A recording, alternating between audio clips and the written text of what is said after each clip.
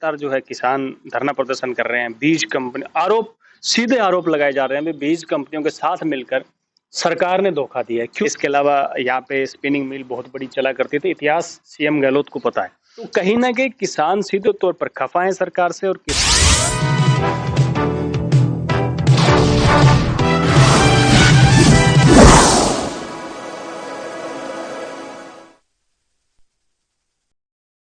किसान भाइयों, 29 सितंबर 2023 को मुख्यमंत्री अशोक गहलोत किसानों से संवाद करने हनुमानगढ़ जिले के दौरे पर आ रहे हैं। वैसे गंगानगर भी जाएंगे, हनुमानगढ़ जिले की करेंगे बात। हमारे साथ वरिष्ठ पत्रकार कुलदीप शर्मा यहाँ मौजूद है। इनसे परिचर्चा अपने शुरू करते हैं। आपस में हम बातचीत कर बताएंगे किसानों के लिए अशोक गहलोत क्या कुछ कर पाएंगे या फिर चुनावी रणनीति के तहत संवाद एक ढकोसला होगा। इस पर बातचीत करते हैं। हाँ जी कुलदीप। सबसे पहले मैं तमाम जो भी दर्शक है उनको बताना चाहूँगा, सीएम अशोक गहलोत की यात्रा को लेकर पिछले 1 या 2 दफ़ा में कार्यक्रम बने थे, लेकिन दोनों कार्यक्रम रद्द हो गए थे। और अभी फ़िलहाल ऐसा माना जा रहा है जिस प्रकार से तमाम मीडिया ने इस प्रकार का एक उजागर किया एक कार्यक्रम, जिसमें बताया जा रहा है अभी 9 दिन ये कार्यक्रम चलेगा। उस 9 दिन में जो सीएम अशोक गहलोत है प्रदेश भर में कई जिलों में 3160 किलोमीटर की यात्रा करेंगे। उसमें अपना हनुमानगढ़ जिला भी है और अपना पड़ोसी जिला गंगानगर भी है और हमारा संभागीय क्षेत्र बीकानेर भी है। हनुमानगढ़ में बताया जा रहा है उन्होंने स्पेशल किसानों से संवाद करना चुना है। अब यहाँ पर किसानों से संवाद करेंगे, इस किसानों में क्या मुद्दे रह सकते हैं उन पर संवाद करेंगे। इसके अलावा प्रशासन तैयारियों में जुटा हुआ है और जो इनकी पॉलिटिकल पार्टी है जो कांग्रेस, वो भी किसानों से लगातार तालमेल करने के प्रयास कर रही है। हालांकि अभी हनुमानगढ़ में जिस तरीके से किसान लगातार परेशान है तो उनको लेकर भी चर्चाएं हो सकती है।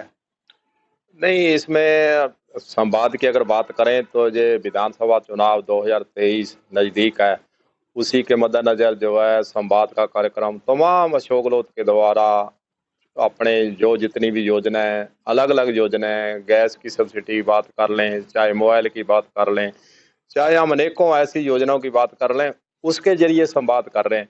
तो आपको नहीं लगता कि ये भी उसी का हिस्सा है, ये पॉलिटिकल स्टैंड है? और किसानों की जो यहाँ हनुमानगढ़ की जैसे आपने बात करी कि हनुमानगढ़ के अंदर धरना प्रदर्शन हो चुका है, नरमे की बात करें और गुब्बारे की बात करें, चाहे हम अन्य फसलों के खराबे की बात करें, तो बार बार ज्ञापन तो दिए जा चुके हैं, प्रदर्शन किया जा चुका है, कमेटियां बन चुकी हैं।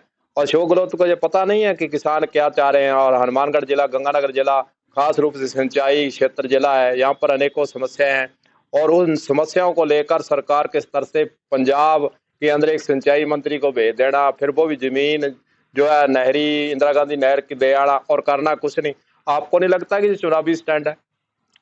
देखो, हालांकि जो आप चीज़ पूछना चाह रहे हैं वो मैं आपकी भावनाएं समझ चुका हूं, लेकिन सबसे बड़ा बात यह भी लगातार जिस प्रकार से हनुमानगढ़ जिले से, जैसा कि आपने कहा, ज्ञापन जा रहे हैं, ग्वार की फसलें खराब हो चुकी है, मूंग की फसलें खराब हो चुकी है। अब जो बारिश हुई है कल और परसों में, उस बारिश से भी काफी फसलें। हाँ, तो नरमे की तो सबसे ज्यादा गुलाबी सुंडी से नुकसान हुआ, उसी के लिए त्राही त्राही मची हुई है। उसी विषय पे आ रहा था मैं। नरमे में पहले से गुलाबी सुंडी यानी जो बीटी का जो कपास का जो बीज दिया गया, उस बीज में भी गुलाबी सुंडी का रोग जो है ये बताया गया था हाइब्रिड बीज है, जैसा कि किसानों ने आरोप लगाया है। और किसानों ने कंपनियों पे भी आरोप लगाया भी, कंपनियों ने कहीं ना कहीं सरकार के साथ साठ काट करके, यानी कहीं ना कहीं सरकार को कटघरे में किसानों ने खड़ा किया है। और अभी फिलहाल किसानों को सबसे ज्यादा जरूरत है, अभी जिस प्रकार से मूंग और ग्वार की फसल जिन्होंने निकाल ली थी या थोड़ी बहुत बच गई है, क्योंकि अभी अगर वो लंबा समय रखेंगे तो इनमें थोड़ा सा कालापन आ जाता है, तो कहीं ना कहीं वो चाहते हैं भी अक्टूबर की बजाय जो है सितंबर माह से, यानी इसी माह से जो है ये खरीद की जाए। और उसके बाद काफ़ी ऐसी चीज़ें हैं जिसमें ये बताया गया है भी ये खरीद जो है वो इम्पोर्टेंट तरीके से हो। जैसा कि आपने कहा भी एक ढकोसला हो सकता है ये यात्रा, क्योंकि जैसा आपने ही अपने शब्दों में कह दिया था अभी, जो है ये ज्ञापन दिए गए हैं, तो जाहिर सी बात है सीएम तक ये बातें पहुंची है अखबारों के माध्यम से, मीडिया के माध्यम से। तो सीएम गहलोत ने शायद हनुमानगढ़ को इसीलिए किसानों के संवाद के रूप में चुना है, ताकि किसानों की जो नाराजगी है उसे किसी तरीके से दूर किया जाए। अब नाराजगी दूर करने आ रहे हैं या फिर एक चुनावी स्टंट रहेगा, ये तो हम भी इस चीज को जान पा रहे हैं, क्योंकि आखिरी समय है। आखिरी समय में जैसा कि लगातार सूत्रों से पता चल रहा है, अभी 5 अक्टूबर से लेकर 10 अक्टूबर के बीच में आचार संहिता लग जाएगी। तो जाहिर सी बात है ये आखिरी 9 दिन 10 दिन जो भी ये मान रहे हैं उस 9-10 दिन में 3160 किलोमीटर यात्रा करना चुनावी ही रूपरेखा का एक हिस्सा है। तो हालांकि अगर सीएम अशोक गहलोत गहराई से इस सिस्टम को समझ पाए भी क्या दिक्कतें आई हैं किसानों को या किस तरीके की पानी की दिक्कतें हैं, बताया जा रहा है भी मिशन 2030 जो है अशोक गहलोत लेके चल रहे हैं, तो उसी को लेकर ये मुलाकात करेंगे। अब किसानों से मिशन 2030 को लेकर बात करेंगे, इसके साथ ही राइस बेल्ट घोषित करने की मांग जो लगातार उठ रही थी और स्पिनिंग मिल की मांग जो उठ रही थी, स्पिनिंग मिल की घोषणा भी हो चुकी है, लेकिन उसको लेकर प्रशासन अलग तरीके के वक्तव्य है और कांग्रेस पार्टी के अलग तरीके के वक्तव्य है। तो किसान जो है कहीं ना कहीं नाराज भी हैं और राइस बेल्ट घोषित करने की तो डिमांड काफी समय से चल रही है, ऊपर से ये जो है मिल बंद कर दी गई थी, तो कहीं ना कहीं कोर्ट में खाज का काम किया है इसने। तो अब जाहिर सी बात है सरकार अपना मैनिफेस्टो एक तैयार करेगी, यानी चुनाव से पहले मैनिफेस्टो तैयार करेगी, तो वो यहाँ के किसान, क्योंकि गंगानगर और हनुमानगढ़ में सबसे ज़्यादा किसान प्रदर्शन होते हैं, तो वो एक तरीके का नब्ज टटोलने का प्रयास करेगी यहाँ में किस तरीके की समस्या आ रही है। तो मेरा जहाँ तक आइडिया है, मेरा एक पर्सनल ओपिनियन है, मैं किसी को कोट नहीं करूँगा, मेरा पर्सनल ओपिनियन है कि सरकार इन जो भी संवाद होगा उन संवादों को नोट करेगी और ये संवाद जो है ज़्यादा से ज़्यादा वो प्रयास ये करेगी, जो अभी सरकार जो अपना एक घोषणा पत्र लेकर आएगी, एक मैनिफेस्टो लेकर आएगी, तो उस मैनिफेस्टो में हनुमानगढ़ से जुड़े हुए किसानों के कुछ मुद्दों पर वो घोषणाएं जरूर करेगी भी हमारी सरकार बनते ये कर देंगे। लेकिन सबसे बड़ी बात, लोगों को, किसानों को आज भी वो पीड़ा है। हालांकि चलो ठीक है, राज्य सरकार केंद्र सरकार पर ठीकरा फोड़ रही है, केंद्र सरकार राज्य सरकार पे फोड़ रही है। यही हनुमानगढ़ की धरती पर राहुल गांधी जो इनके तत्कालीन राष्ट्रीय अध्यक्ष थे और इसके अलावा सीएम अशोक गहलोत इसी धरती पर 1 से 10 दिनों के अंदर अंदर कर्जा माफी की बात कही थी, तो उसी हनुमानगढ़ में फिर किसानों के लिए एक संवाद कर रहे हैं, तो कहीं ना कहीं एक मजाक तो लग ही रहा है। लेकिन मैंने आपको बताया, मेरा पर्सनल ओपिनियन है, ये एक मैनिफेस्टो तैयार होगा, चुनाव से पहले घोषणा पत्र होगा, उस घोषणा पत्र में ये जो किसानों से जो संवाद होगा उसमें से कुछ कड़ियां जोड़कर जो है वो एक वादा करेंगे, वो मेरे हिसाब से हनुमानगढ़ से जुड़ा होगा। संवाद से एक जुड़ा हुआ सवाल है कि संवाद किसानों से करेंगे।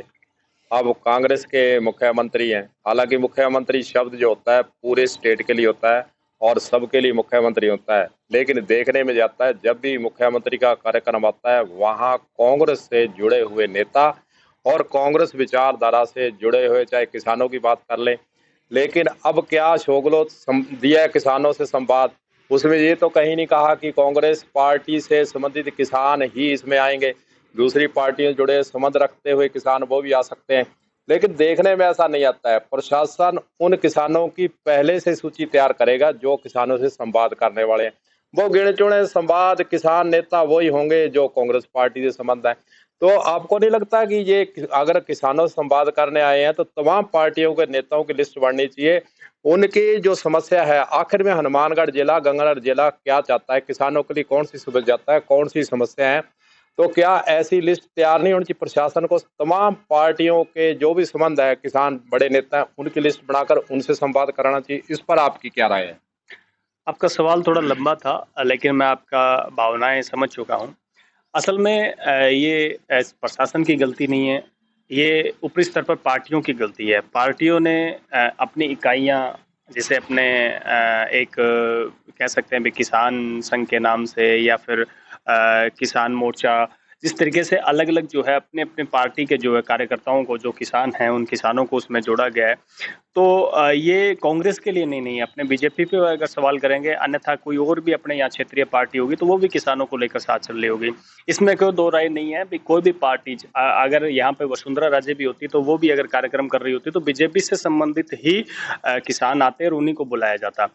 बात किसानों से जुड़ी हुई या फिर किसानों के संघ से जुड़ी हुई, बात ये है भी जो असल में जो मुद्दा है, किसानों को जो असल में समस्या है, चाहे वो कांग्रेस पार्टी से जुड़ा हुआ किसान हो, चाहे वो बीजेपी पार्टी से जुड़ा हुआ किसान हो, किसानों की जो बातें होती हैं वो कितने ये समय मतलब कितना जरूरी या फिर कितने सिस्टम से या किस समझने में किस हद तक उसको समझा जाता है। किसान चाहे वो कांग्रेस हो, कम से कम वो अपनी पीड़ाएं बताते हैं, उन पीड़ाओं पे काम कितना होता है, सवाल वो है। उन पीड़ाओं पे काम होता भी है या नहीं होता, और सवाल ये भी है क्या उन किसानों को समझा कर लेकर जाता है भी आप सभी ये बातें करनी है। हाँ, ये बात ठीक है भी किसी पार्टी से जुड़े हुए किसान जाते हैं तो वो ज्यादा बात नहीं कर पाते, ये अपने मुद्दे नहीं रख पाते, वो ये कहते हैं सर यहाँ सब ठीक है, यहाँ सब ठीक है, यहाँ ऐसी कोई दिक्कत नहीं है। तो ऐसी दिक्कतें जरूर आती है। तो इसमें कहीं ना कहीं किसानों को सोचने की आवश्यकता है भी हम पार्टियों से ना बंधे, एक कांग्रेस पार्टी के इकाई में ना जाएं, बीजेपी पार्टी की इकाई में ना जाए, अन्य पार्टी की इकाई में ना जाए, वो एक स्वतंत्र रूप से काम करें।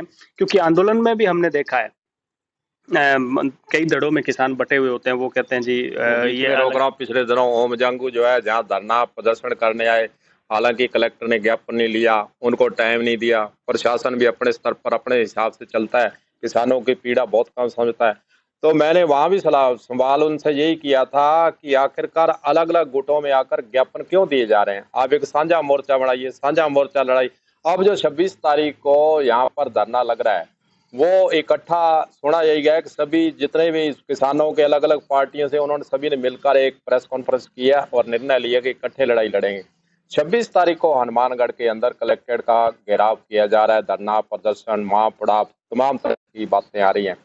और 29 को जो 26 को जो महापड़ाव डाला जा रहा है, वो बताया यही जा रहा है किसानों की तरफ से, जब तक लड़ाई जारी रहेगी, जब तक हमारी मांग पूरी नहीं होगी। गुलाबी सुंडी नरमे की बात कर लें, चाहे कीटनाशक और बीज कंपनियों पर कार्रवाई की बात कर लें, मुआवजे की बात कर लें, विशेष गिरदावरी की बात कर लें, तमाम ऐसी मुख्य मांगे। और 29 को अशोक उतारे हैं। 26 को जो महापड़ाव डलेगा, वो कयास यही लगा रहे हैं कि वो एक दो दिन में खत्म होने वाला नहीं है। इधर 29 को संवाद करेंगे, इधर कलेक्ट्रेट के अंदर जो है धरना चल रहा होगा। क्या अशोक गहलोत इधर धरने पर भी आकर किसानों की सुध लेंगे या फिर चुनावी तौर पर जो संवाद है वो जारी रखें? इस पर आपका आपका क्या मानना है, क्या आप सोच करते हैं इस पर? देखो सरकार का आखिरी समय है, और जैसा कि आपकी सवाल ली थी, मैं जवाब ये दे रहा था। पहले तो किसानों को अपने ये जितने भी अलग अलग पार्टियों में जो बंधे हुए हैं, कहीं ना कहीं अपनी मतलब अपने हक के लिए एक होने की आवश्यकता है। चाहे वो किसी भी पार्टी से समर्थित हो, जब जब ये सारे एक हो जाएंगे। दिल्ली से एक सीख मिली किसानों को। दिल्ली में जब ये चारों तरफ दिल्ली को घेर के बैठे, तो सभी किसानों ने एक संयुक्त किसान मोर्चा बनाया, जो अभी पूरे देश में चल रहा है, हर जगह चल रहा है। मैं कहता हूँ ये बहुत अच्छी पहल थी, किसानों की बहुत अच्छी पहल थी। सभी संगठनों को एक साथ मिलाया गया, उसका नाम संयुक्त किसान मोर्चा दिया गया, और तमाम उसमें जो मोर्चे थे वो शामिल थे, चाहे वो कोई भी संगठन हो। तो एक सीख ली थी उन्होंने, ये एक सीख लेनी चाहिए उससे भी। हमने एक साथ संयुक्त हुए तो हमने दिल्ली को फतेह किया। तो अभी भी लोकल स्तर पर भी किसानों को ये सीख लेने की आवश्यकता है भी हमें एक दूसरे से संपर्क करना पड़ेगा। जैसा कि आपने सवाल किया, बिल्कुल जायज था। सभी किसान संगठनों को एक दूसरे से मिलकर रहना पड़ेगा, और किसी भी मुद्दे पर पहले सामूहिक तौर पर खुद के स्तर पर आपस में एक चर्चा या अपनी एक बैठक रखनी चाहिए। बैठक के बाद एक निर्णय लेना चाहिए भी हम साथ मिलकर ये लड़ाई लड़ेंगे। तो जाहिर सी बात है, जब आप एक मंच पर एक साथ रहेंगे, जैसे आपने दिल्ली जीता वैसा हनुमानगढ़ भी जीत सकते हैं। तो आपको एक तो सबसे पहले पार्टियों से बंद हटना पड़ेगा, एक अपने तमाम मोर्चों को एक साथ लेकर संयुक्त करना पड़ेगा, तभी आप किसी भी लड़ाई को जीत पाएंगे। लड़ाई बांकड़ा की हो चाहे लड़ाई इंदिरा गांधी की हो, लड़ाई में अगर आप सारे मिलकर साथ देंगे तो कहीं ना कहीं आप अच्छा परिणाम लेकर आएंगे। आपका दूसरा सवाल था, आखिरी सवाल ये था भी क्या सीएम अशोक गहलोत वहां से चलकर यहाँ आएंगे इनकी पीड़ा सुनने? अगर आंदोलन चला तो लंबा चला, पड़ाव जो ये डालेंगे। देखो क्योंकि दो चीजें होती है। प्रशासन अशोक गहलोत यानी सीएम को बता सकता है भी यहाँ पर एक आंदोलन चल रहा है, पहले उनके बातों में डाला जा सकता है। हो सकता है प्रशासन इस पड़ाव को पहले स्थगित करने का प्रयास करे, आश्वासन देने का प्रयास करे। अगर दोनों एक समय पे हो जाते हैं, इधर आश्वासन पे नहीं मानते, इधर कार्यक्रम हो जाता है, तो हो सकता है प्रशासन एक डेलीगेशन, जो उनका एक डेलीगेशन है, उनको यहाँ न्योता दे सीएम से मुलाकात कराने का। तो ये भी एक अच्छी पहल होगी। जरूरी नहीं है अभी सीएम अशोक गहलोत चलकर यहाँ आए, उनका एक प्रोटोकॉल है, उनका एक सिस्टम है, सिक्योरिटी सिस्टम है, वो आए तो बहुत अच्छी बात है। आए तो मैं कहता हूँ सोने पे सुहागा है। लेकिन नहीं आते तो प्रशासन मेरे हिसाब से एक डेलीगेशन यहाँ बनाएगा, कुछ 5-10 लोगों की टीम बनाएगा, जो कहीं ना कहीं सीएम को संवाद कार्यक्रम में इन किसानों को लेकर जाएगा और इनकी बात जो है वो रखेगा। लेकिन इस बात का हल क्या होगा? आचार संहिता लगने वाली है, सरकार निष्क्रिय हो जाएगी, तो जाहिर सी बात है अब भी तो मेरे को लगता नहीं है कि बहुत बड़े सरकार को स्टैंड बाई मूड में अभी मैं ये कर दूंगा या ऐसे कर दूंगा। अब तो सरकार सिर्फ और सिर्फ अपने मैनिफेस्टो में क्या लाइनें जोड़ी जा सकती है उसका प्रयास कर। तो आपका, जैसे आपने कहा कि मुख्यमंत्री अशोक गहलोत संवाद इसीलिए करने आ रहे हैं 2030 मिशन का मैनिफेस्टो तैयार करने, तो इससे तो यही लगता है भी किसान धरने पर हैं, उसके लिए क्या कर पाएंगे फिर अशोक गहलोत? क्योंकि वो तो मिशन 2030 की बातें कर रहे हैं और उसके मैनिफेस्टो बनाने की बात कर रहे हैं। इनका जो मुख्य मुद्दा है मुआवजा देना, और मुआवजा भी जो किसानों ने कहा है, गंगानगर के अंदर 30,000 की बात हो रही है, 30,000 प्रति बीघा मुआवजा दिया जाए। हनुमानगढ़ के अंदर 50,000 बीघा मुआवजे की बात हो रही है। और सर्वे, जैसे आपने कहा कि 4 लग जाएगी, सर्वे अभी हुआ नहीं। एक सर्वे इन्होंने करवाया वैज्ञानिकों के साथ, वो किसानों को मान्य नहीं, किसानों ने खारिज कर दिया, क्योंकि उन्होंने कहा कि जहाँ पर अच्छी दवाई छिड़काव की है वहाँ नरमा अच्छा है। उन्होंने तो गोलमोल जो रिपोर्ट की है, किसानों का जो आरोप है। तो आपको नहीं लगता फिर 4 6 और 7 के बीच में लगने वाली है? अब जो इनकी मांग है, किसानों का जो धरना है और जो इनकी मांग है, और इधर संवाद की बातें हो रही हैं। संवाद एक अलग प्रक्रिया, संवाद जो किया जा रहा है वो चुनावी हिसाब से किया जा रहा है। और जो इनकी बातचीत है, इस पर क्या अशोक गहलोत सोचकर क्या इनको दे पाएंगे फिर? और फिर इस हिसाब से तो अशोक गहलोत कब घोषणा करेंगे? अशोक गहलोत को पता है, पहले मांग पत्र जा चुका है, जो इनकी मांग है वो बताई जा चुकी। क्या अशोक गहलोत को इसको निर्देश सीधे देकर पहले गिरदावरी नहीं करानी चाहिए? इस पर क्या कहना? जैसा कि गिरदावरी की बात आपको पता है, एक बहुत बड़ी जो इनकी पॉलिसी है, पॉलिसी में खामियां हैं। 30% से ज़्यादा कराबा होना चाहिए, लेकिन सबसे बड़ा सवाल ये होता है भी 30% होता ही नहीं है। इनके इनके कैलकुलेशन से 30% से ज़्यादा खराबा कभी बन ही नहीं पाएगा, क्योंकि ये एक चक के हिसाब से, एक मुरब्बे के हिसाब से एक जो ये सर्वे करवाते हैं, उस सर्वे में सारी फसलें, ज़रूरी नहीं है भी कपास हो, उसमें और भी फसलें होती है, उसमें धान भी है, उसमें इसके अलावा और भी फसलें बोई हुई होती है। तो जाहिर सी बात है वो उसका सारी फसलों का 30% नहीं बन पाता। और दूसरी बात, इनकी सबसे बड़ी खामी है अभी फिलहाल इन सर्वे, इन सिस्टमों को भूल कर असल में जिन किसानों का वास्तव में खराबा हुआ है, हमने भी देखा है गुलाबी सुंडी ने 50% से ज्यादा फसलों को खराब कर दिया, यानी 70-80% से ज्यादा लोगों की फसलें खराब हो चुकी है। मैं अपने ननिहाल गया हुआ था, तो ननिहाल में मैंने देखा भी वहाँ पे कपास की, नरमे की फसलें ज्यादा होती है। तो वहां पर जब मैंने देखा, मामा जी के साथ गया, तो मैंने देखा भी सारी फसलें, यानी आसपास में इधर उधर जितने भी एक पूरा का पूरे चक में जो है नरमा का जो बुआई की गई थी, लेकिन जब मैंने देखा तो कहीं फाल नहीं था।